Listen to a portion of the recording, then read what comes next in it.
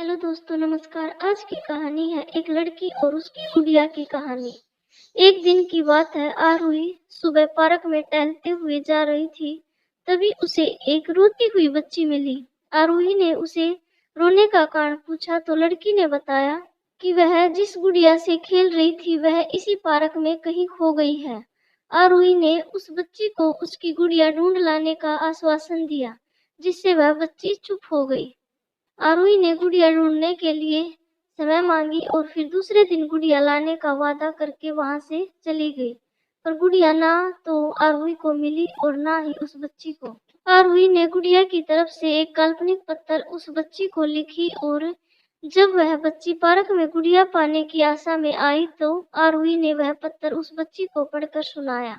पत्र इस प्रकार था, कृपया रोना मत, मैं समय समय पर उस गुड़िया के बारे में तुम्हें लिखती रहूंगी, बस तुम रोना मत।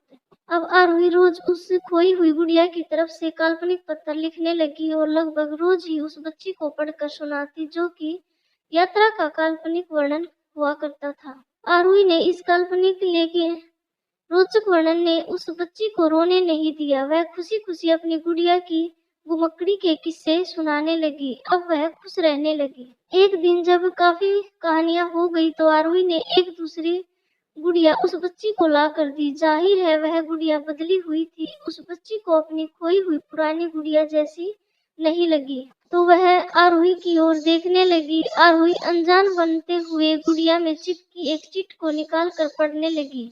उसमें लिखा हुआ था, यह मैं ही हूँ, तुम्हारी वाली गुड़िया जो पार्क में खो गई थी।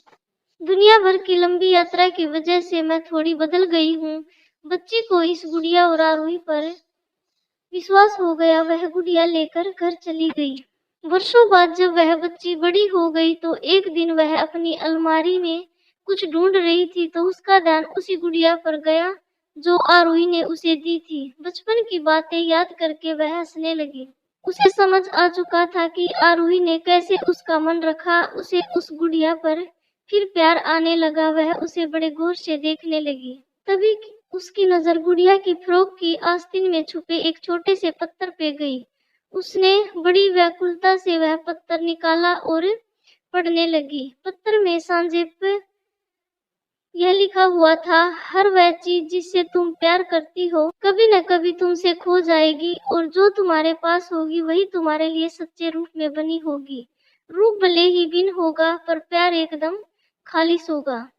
तो दोस्तों, आपको ये कहानी कैसी लगी? आशा करती हूँ कि आपको कहानी पसंद आई होगी। तो प्लीज कमेंट बॉक्स में अपनी राय जरूर लिखें। तो अब एक और नई कहानी के साथ मिलते हैं। तब तक के लिए बाय बाय, टेक केयर।